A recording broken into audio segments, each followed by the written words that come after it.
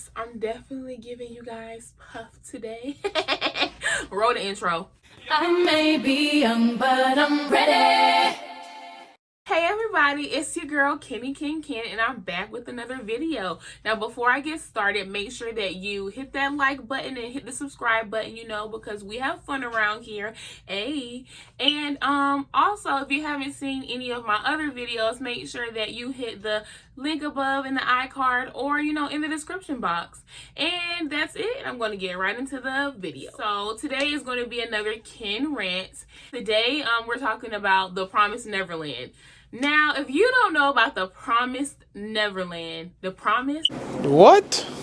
It's an anime that came out, I believe, in the beginning of 2019. Correct me if I'm wrong, but I believe it came out in 2019, and it just made waves. It made waves. It was winning a bunch of Crunchyroll awards and stuff like that. It was, being critically acclaimed by all the nerds in the world. And then a live action adaptation is in the works. Please leave it alone. Please leave it alone. Can it just have can it have its one season? Yes, a live action adaptation is in the works, and only after one season. Who else do you know can do that? Period. But anyway, the reason why I want to talk about the Promised Neverland is because I just finished it last night and I'm not okay. I'm not okay. And it doesn't have anything to do with the fact that, it was a horrible show, because it was not. It was good. It was good. It was great. It was spectacular. I do recommend watching it. It was amazing. The character development was everywhere. It was everywhere. It was everywhere. I enjoyed it. And if you're not too familiar with the Promised Neverland, please get out the video, because this whole video will contain spoilers. And if you still hearing 2 seconds, then you just don't care. You just don't care. And if you don't care, we can hang because I love people like that. The Promised Neverland is basically about these kids that are in this orphanage, being taken care of by this one lady that they consider mom.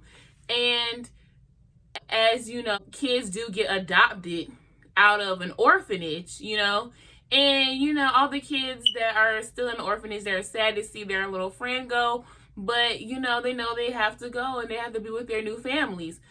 But the kids ain't being with their new families. The kids being eaten by these things, these little demons. And two of the smart kids in this little orphanage looking thing, they roll up on the other kid who just got adopted and see that this girl just got eaten when she's supposed to be with her family. So then they realize, oh, this ain't no orphanage. This is a farm. This is a farm. And they the animals.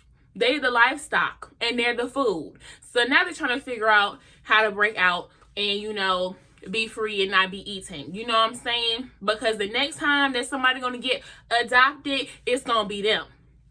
So then we got a premise. We got a show, baby. We got a show. And it's good. It's good. It's good. It's amazing. Now, the reason why I'm upset is because even though, and yes, like I said, if you still here, you don't care about spoilers, because if you still here, you just here to hear what I got to say. Now, the reason why I'm upset and I'm not okay is because my favorite character is no longer with us. And if you have seen The Promised Neverland, you know who I am talking about. I love Norman. Norman is my favorite character. Oh my gosh, I love him.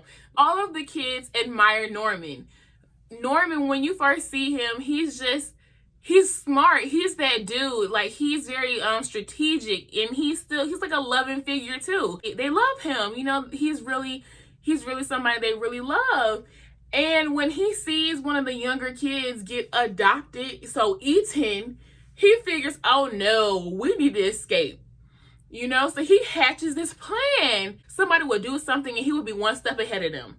He just had that mind. He had that mind, okay? I can see why they wanted him now. I can see why they wanted him, because he had that mind. And He gave it all up for everybody. He gave it up for everybody, and especially Emma. Oh my God. Like, when I say that he gave it all up, he literally sacrificed himself because he realized that if he escaped, then the probability of the other kids escaping would be slim to none, because they would already be expecting it. You know what I'm saying? So he realized that he was going to have to die so that everybody else can live. And when I tell you, I was so done. I was so done. And the other characters, so like Emma and Ray. First of all, Ray is full. Ray is full. And I know my English was not good there because it just didn't make any sense.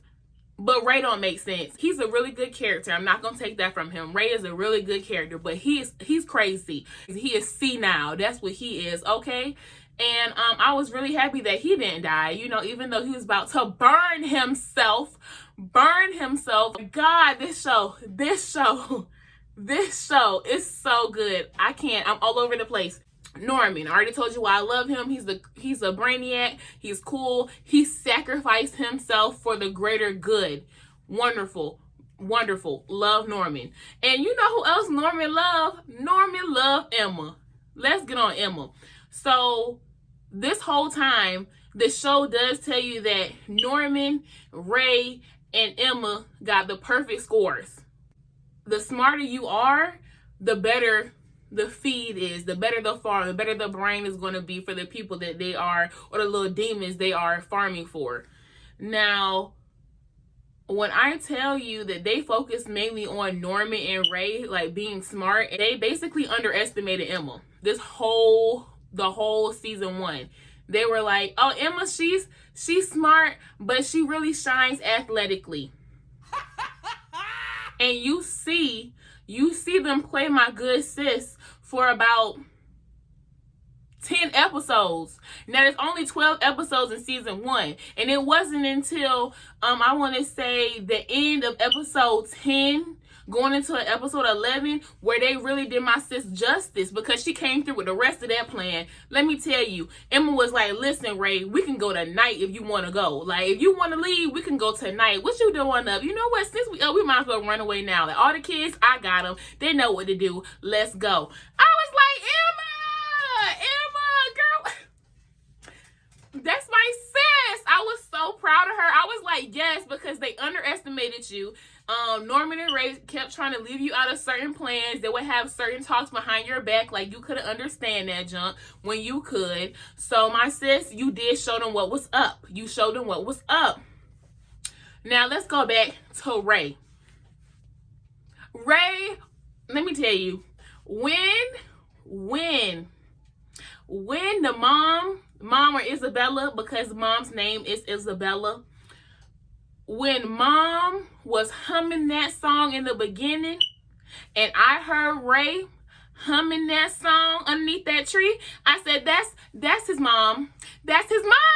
That's his mom. You know what else that he also was? He was the spy. He was the spy for the mom. And I was like, oh my gosh. But the thing about him being the spy for the mom was that this man, he sat here and basically left a trail of breadcrumbs, of clues for doggone Norman and Emma to figure out that this place wasn't as it seemed. It turns out he was the one that had left the little doll baby, the little stuffed animal that the little girl in the beginning who got adopted left. He left it out there purposely for them to find so they could see her getting eaten, so they could be woke to what this place was. I was so shook. I was like, Ray, you big smart. You big smart, but you also see now. You are see now, and you are a spy. So while he was creeping and sneaking for mom, he was feeding lies for the kids to mom. I was like, okay, Ray, I see you, but you crazy. Even though he helped plan all this escape, he did not count himself as somebody who was going to escape either. He was about to go down with the doggone house. I was like, if this boy really set himself on fire, I'm gonna be done. I'm gonna be done. I was gonna watch, but I was gonna be done, but my heart wasn't gonna be able to take it, you know, because these are kids. They're like 12 years old. Another thing that kind of like not be okay with the Promised Neverland was the fact that every time something would happen, it will flip. And then it'll flip back. I'm like, what are you doing? Can you not treat my heart like a yo-yo? Like, Norman, for example, this is my favorite character now. My favorite character. And the fact that these people were like, Norman gonna die. I said, okay, Norman, I don't want you to die. You're my favorite character. But then they have a whole meeting in a room saying, hey, Norman, you're not gonna die. This is what we gonna do. Norman, this is what we're going to do. And I was like, okay, Norman ain't gonna die. Norman ain't gonna die. Oh my God. They got him. They gonna save my mans. Norman goes to escape and then doesn't. He doesn't escape. He comes back. I say he's gonna die. But you just told me he wasn't gonna die, but then he was gonna die in the beginning. I don't know. Is he gonna die? Is he going to die? So right as he's getting ready to leave, then Emma jumps out and she's like, we got a plan. We got a plan. You ain't gonna die. And I'm like, oh my God, he's not gonna die. They got a last minute plan.